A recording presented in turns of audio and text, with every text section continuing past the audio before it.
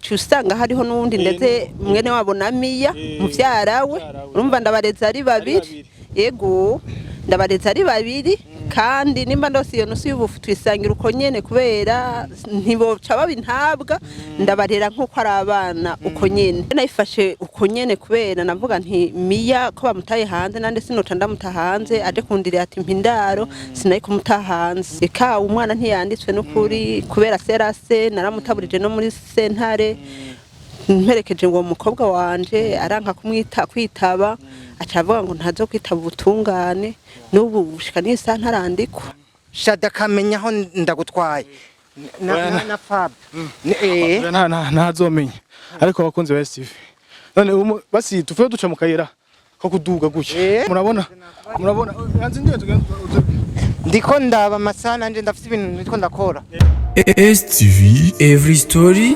matters. You already know my people out there. Them come down bad boy shot a cooler believe champion Mats Kankala. Boom, fire from zero to hero, from nothing to something. Yes, bakunzi ba STV. Nabona today turi ahantu bita mu Kamesa. Nabwiye yuko nzoja kurondera Miya ahana aba hanyuma nabwiye yuko sindahatora neza exit. Mwa makuru navuze yuko ari ku mutante wiwe. Rero niyongeye kuraba nabwiye yuko story ya Miya tuzoyikurikirana mpaka tubonye iheze. Rero ambwiye yuko aba mu Kamesa kwa tante wiwe niwe ngiye kuraba abakunzi ba STV nzobandanya ndondera Miya hamwe n'umugabo wiwe bwa tumenye ukuntu story yabo imeze ubuzima bwabo bumeze mwanya rafa zigena baturukanye muhiri wabo batubwira yuko bidakunda ko tuhicara hama Miya arasohoka Miya mwarabonye ko yimutse atakiba hahandi. Rero sasa uno munsi navuze nti reka ngende nishikire mu Kamesa gende kuraba aho hantu asanzwe aba. Ukunze STV mugumane natwe tugiye kuraba aho Miya ashobora kuba ari. Tugiye kuraba ahantu Miya ari.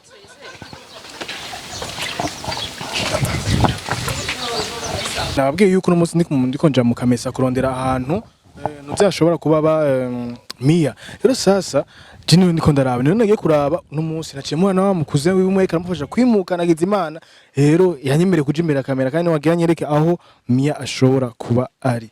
Provibe fresh imeze neza ego so jina nje kuraba Miya sanga mwari mutse kundi byari bimeze ubu yere nkeneye rero uje kunyereka ahantu Miya ari kandi wabukoze nabikwemereye no kuva kare nuze tugende ndakwereke mwa a condition que ndakwemereye n'imbere ya kamera Shadi ntamenye ibintu oya namenye na gato ndakwinginze naje kubganje nyine mvuga nti nje kurondera ahantu Miya ari kubga bijyeno byaba ndabikwemere ego kandi ni byiza ko mubimenya mugabo rero je ndakwinginze a condition que Shadi ntabimenye please ndabajane akina kimwe Shada azomenya bakunze ba STV mugumane natwe je nabemereye yuko story ya Miya yose tuzoruka tuyimenya yose ukuntu imeze bakunze ba STV ni mu misozi ndake mama we nagasha mwamugize gute gasha mwamugize gute gasha urumva erega twe tuzi yuko ibintu bizogenda neza mu nyuma ibibazo mwazanye muhiri wabo nyene vyo wasanzwe akaze kujya nyene hewe naje ubunye je namwimuje sinkicinjira ukicinjira oya none ngabye ibintu bakoze si vyiza navyo nyene none gashaho je nahanuye na Miya ndahanura Shadi mugabo ntanyumva ujya bro oya yarangiriye amakosa sana amakosa yego kandi yagize siniyagize wanje gusa yagize mu muryango wose uko byagenda yego brother none Miya aba muri no bice yavuye hari aza kubina none gashaho byari kugenda gute reka bakunze ba STV murana ko ntibiba byoroshe tuba twaduze imisozi n'iyindi ariko mugumane natwe raba biramama yantu hose tuba tushaka bije kuri ka rubanda numva Shadi niwe yatangwe ivyo bintu je sinanavyumva n'ivyo ari byo ngene banavyinjiyemo ntavyo numva bakunze ba STV mugumane natwe nibaza yuko tuza kusubira tugeze neza exactement aho ashobora kuba aba Miya muri no mwanya wana kari kaduherekeza bakunze ba STV bakunze ba STV ni mu asha iyi content kweli asha maraso ubu tuko turaduga murabona iyo tuko turaja muze none turaduze mu igenda cyane urikurampagarika ngaha anye musanze ngaha urati turacyaduga none nta muduga tworonka ngaha hafi Reka turabe ko turonka amamoto. Amamoto? Ko bisi ziduga zigenda ruguru mwijenda. Bakunzi ba STV mugumane natwe nababwiye yuko naho tuzoduga n'amaguru je nzoduga nakari karagenda mu bande mugumane natwe hanyuma tubahe ikintu ciswe exclusive in content irimwo novuga nti ntuzezo biri mu mitaye myinshi kabisa. Bakunzi ba STV mugumane natwe two turaduga paka Jenda. Yes bakunzi ba STV none bro banzu ndi ni hatari nta Magarika turacabandanya. Turacabandanya. Miya ubuzima bwanase gushika hose egaje we nabigusiguri. Yenzo ni blague bro. Turacagenda. Ingo murashaduga ninda turayo ko turonka imoto ngaho. Basi tugende bukebuke bakunzi ba STV ibi ino content kweri. Ebana je zongora mu mutima kabisa. Mama we mu misozi kweri. Mama bite? Meze neza. Ego. None tugeze nihiga bro. Hewe turiko turagenda tugeze mwikora.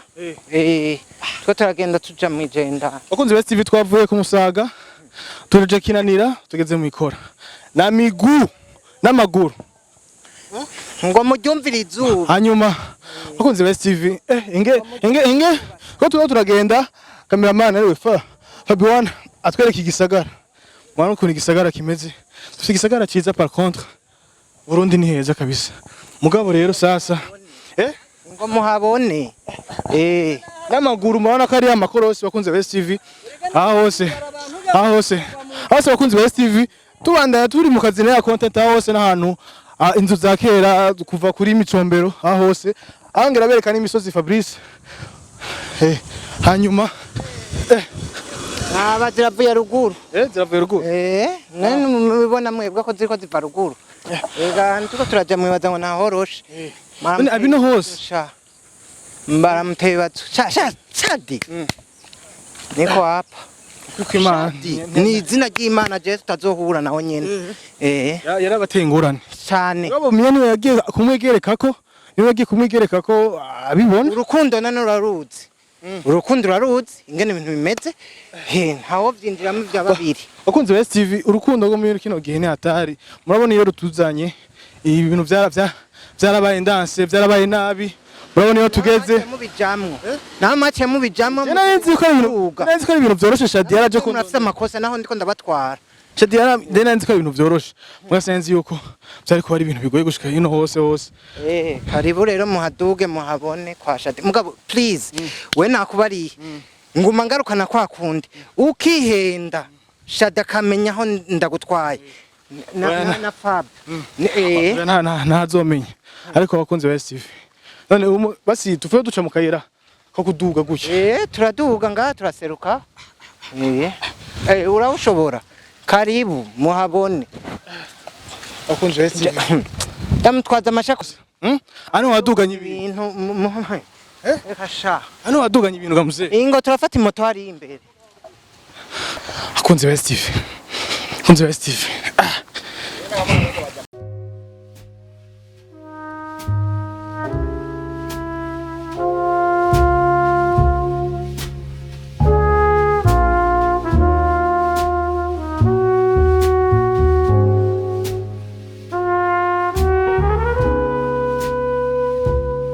Oya none bro, oya tugenda bukebuke.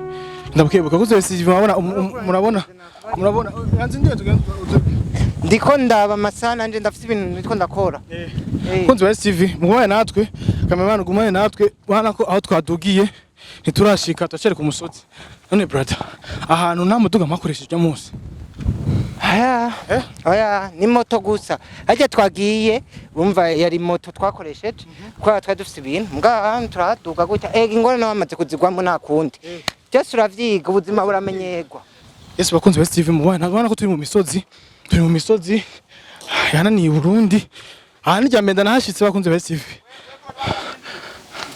kubaza ahantu ko twadugiye kuva kera abahiye asanzwe abahiye miya abangahanye turaje kwa mutante wiwe ndakwereke kunzi ba STV mugomanye natwe turashitse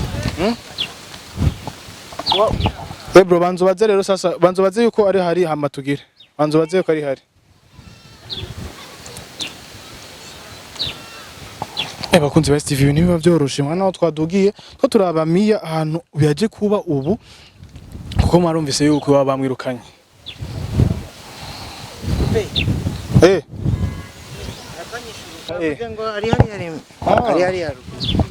bakunzi ba STV reka tuduge turabe aho mama anakunda kwicara yego bakunzi ba STV mama we imidugo ni hatari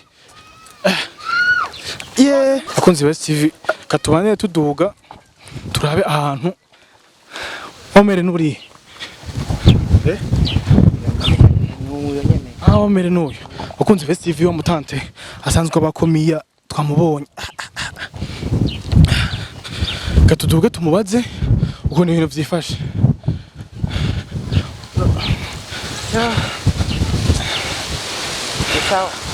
wait murakomeye yego cyane baza yuko ari wowe nyine mama tanga bite mama n'amahoro meze neza yego muraho muraguma n'amahoro n'ukuri turashima kunda duga tuje no kuraba Mia ari batubwiye kare habino Mia baba ngaha muba yego Mia biwanje kubera yaragize ingorane sawa nana kimwe urakoze cyane yego Mia biwanje yaragize ingorane umva yaratwaye inda y'igitwarire hanyuma atwaye inda y'igitwarire nyamugabo acaramwihakana agiye muhira abiwabo baramwirukana biranka ko babana abavyeyi biwe baramwirukana kubera nanje naye nasenge byarase nanje ko no mwirukana umwana ushura muri ncandamutora ncandamurera Yesu bakunze ba STV turagenda cyane gose wundi asanzwe areze Mia n'uyu nabwiye yuko je nzoduga ahantu hose ko bishoboka kugira ndabereke umuntu asanzwe areze Mia dukeneye kubaza Mia amerewe gute Mia ameze neza naho turenze kumusanga Mia namutumye ku isoko mu Kanyosha ntameze neza cyane mugabo igito gitabwa iwabo kubera bamuntereye ndi nasenge naravye kubera bamutaye mwibarabara naravye ko yoja mwibarabara numva biranse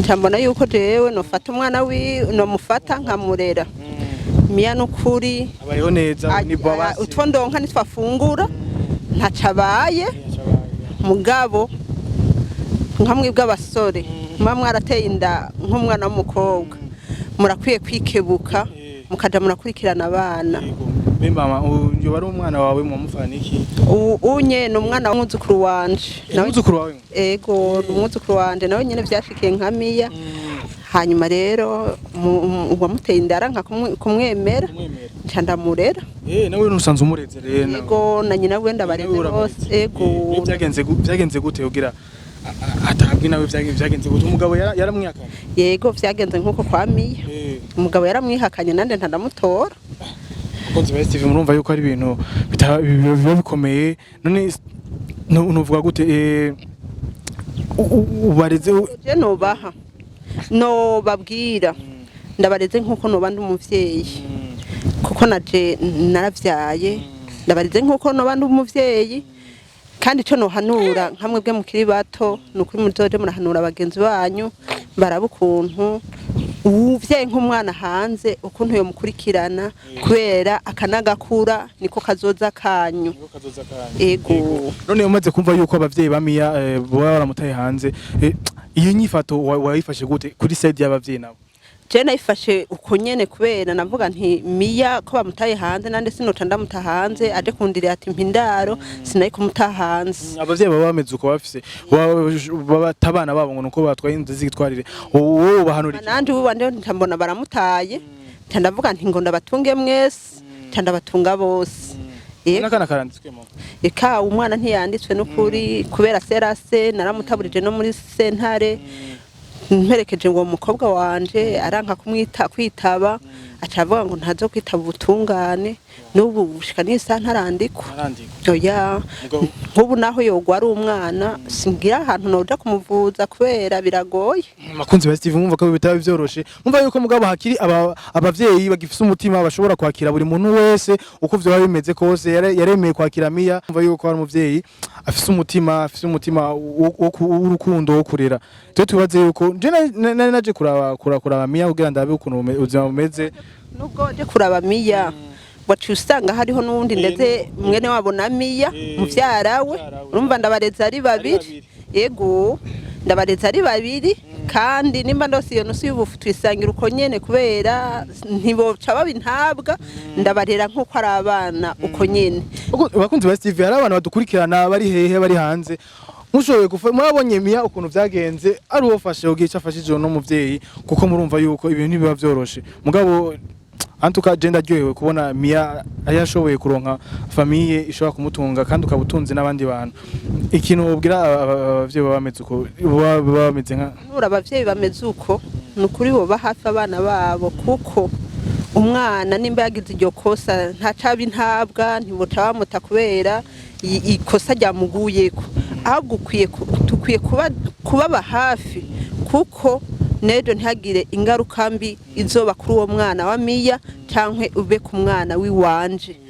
Nukubashira hafi kuko hari aho wigarura ibintu vyamaze kononekara, urashobora kwigaruta ibi bintu ntivyononekare ukigarura vyaramaze kononekara, ukavuga ukasifa kwigaruti ese iyo ndamugumana umwana wanje ntari kugira ingorane nk'izo. birumvikana kwa Mia. Murabonye yuko ari ahantu hameze neza, n'abantu bafite amahera byarase yo kwa mutunga. Maze kumva yuko Mia amerewe neza, ntiyigeze arara hanze no muvyeyi acamutora, kandi muvise ko no muvyeyi asanzwe afise n'umuzukuru wiwe nkuko mubibona. Rero yatanze impanuro ku bavyeyi, yatanze impanuro ku bajene, yatanze impanuro kuri benshi cyane gose. Ivya Mia murabona yuko bimeze neza, ntaho turashaka kumubona. Nzomurondera ko bishoboka kose, muvuze ko bamutumye ku isoko. Mama niyo nanje kurondera, mugabo naco ko twahuye tukavugana kandi tukandemesha yuko biyameze neza, kandi n'abandi mbona umwe ngaba bameze neza. Yego nibaze yuko tugarukiriza ngaha. Mwakoze kandi ndabashimiye cyane. Yego murakoze namwe kutugendera. Mugabo n'undi munsi muzoze hari naho muzosanga Mia ari ngaha kubera namutumye mu Kanyosha. Yego sindi ko mwo murindira. Oya nitumurindira ariko naco ko twabanaye nawe tukumva ameze neza, nta kindi kikeneye ngaha. Hanyuma muzoje muraraba aba bana banje ukuntu bameze, muje barabakurikirana. Ego hanyuma mudusabire mero doravira abatwandikire kuko sintabwa navyo nyene. Ivyo byose nibaza yuko twashoboye kuvyumva. Bakunzi ba Steve, muzoraba ikindi kiganiro turi kumwe, murabona iyo tugeze muzoraba ikindi kiganiro next time. Mwakoze cyane.